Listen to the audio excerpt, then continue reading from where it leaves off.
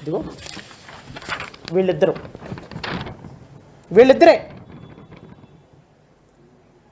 గబక్కని ఇక్కడ ఒక 100 కోట్లు పెట్టుబడి పెట్టి ఏదైనా కంపెనీ పెడితే రేపొద్దున మళ్ళీ జగన్మోహన్ రెడ్డి వస్తారేమో, వస్తే ఈ కూటమి ప్రభుత్వం మీద మొత్తాన్ని లోపలేస్తాడేమో.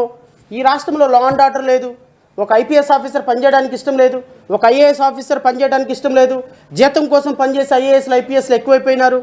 ఈరోజు రాష్ట్ర ప్రభుత్వంలో కూటమి ప్రభుత్వం పొద్దున్న లెగిస్తే 10 మందిని తీసుకొచ్చి లోపలేస్తుంటే ఇక్కడికి వచ్చి పెట్టుబడి పెట్టే నాయకులు ఎవరుంటారు? పెట్టుబడి పెట్టేవాడు ఎవడుంటాడు? పెట్టుబడి పెట్టడానికి ఏ పారిశ్రామికవేత్త ముందొస్తాడు?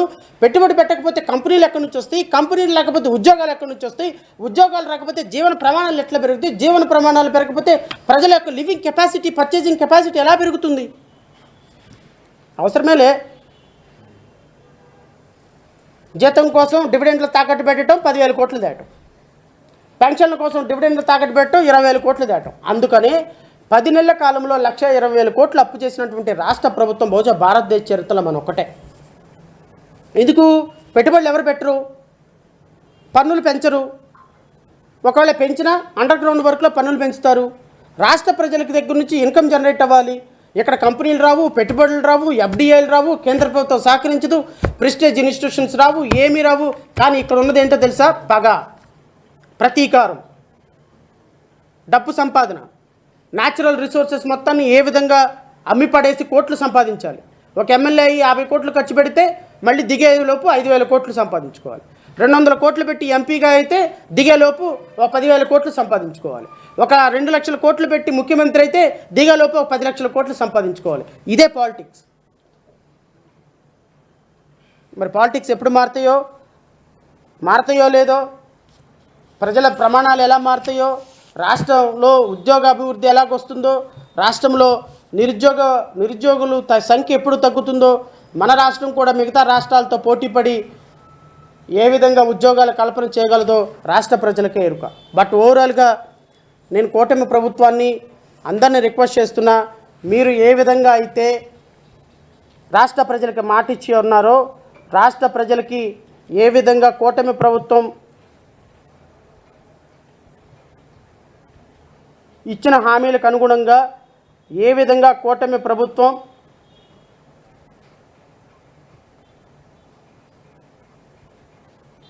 ఇచ్చినటువంటి మాటకు అనుగుణంగా హామీలు నెరవేర్చాలి అని, ఈ కూటమి ప్రభుత్వం ఇచ్చినటువంటి సూపర్ 6ని అతి త్వరలో అమలుపరచాలని, సూపర్ 6 అమలుపరచకపోతే ఖచ్చితంగా ప్రతిపక్షంలో ఉన్నటువంటి వైఎస్ఆర్సీపీ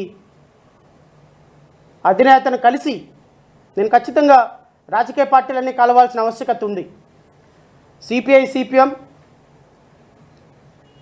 వీలైతే ఆమ్ ఆద్మీ, మాలాంటి చిన్న చిన్న పార్టీలన్నీ కూడా కలిసి మరి రాష్ట్రంలో 40% ఓటింగ్ ఉన్న జగన్మోహన్ రెడ్డి గారు తప్ప మరి ప్రశ్నించేటువంటి గొంతుకు ఇంకొక అవకాశం లేదు. ఎందుకంటే మాది చాలా చిన్న గొంతులు. మా గొంతులు అరవాలి అంటే ఈ రూమ్ వరకు వినపడతాయి. కానీ ఒక రాష్ట్రానికి ముఖ్యమంత్రిగా పనిచేసి 40% ఓటింగ్ తోటి ఇంకా చాలా స్ట్రాంగ్గా ప్రజల మనసులో ఉన్నటువంటి జగన్మోహన్ రెడ్డి లాంటి వ్యక్తి ప్రశ్నించాలి. అలాంటి ప్రశ్నించే వాళ్ళకి మేము తోడుగా, ప్రతిపక్షాలు అంటే ప్రజల కోసం పనిచేయాలి.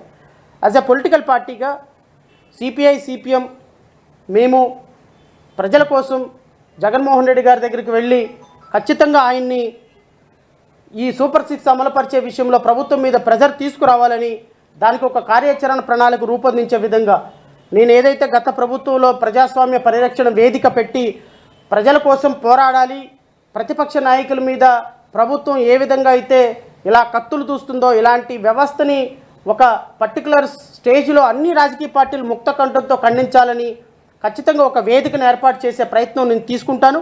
నేను లీడ్ తీసుకుంటాను.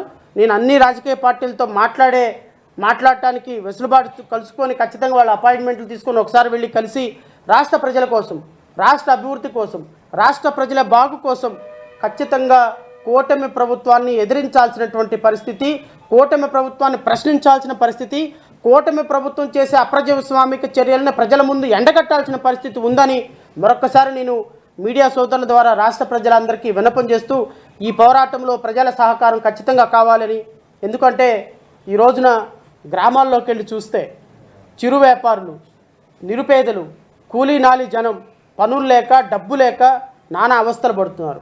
అలాంటి వాళ్ళకి ఇలాంటి సందర్భంలో ఖచ్చితంగా రాజకీయ పార్టీలుగా మనం భరోసానివ్వాలి.